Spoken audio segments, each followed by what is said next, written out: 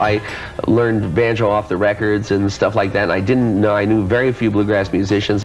And the phone rings, not like 2 days later. Hello, Dave, it's Jerry Garcia.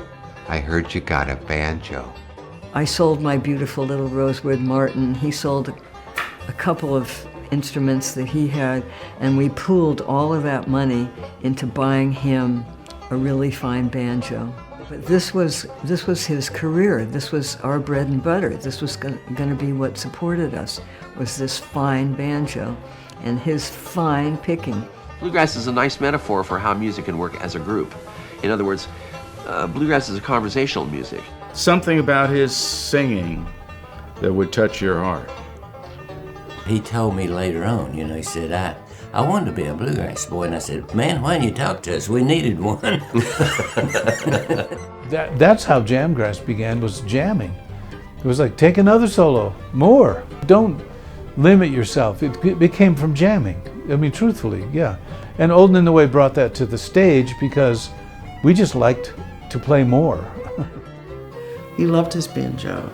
And it was hard to go out on the road with the Dead and do a 3, 4, 5 week tour. And he'd come home and put the guitar down and go get his banjo and pick for a while, sit on the couch and pick and look out the window.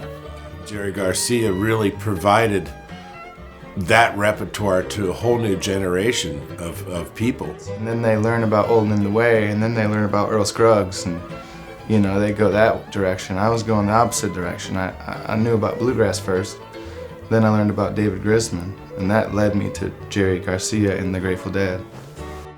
Nobody knew what bluegrass was in those days, And I was trying to turn them on to bluegrass. I turned on some people.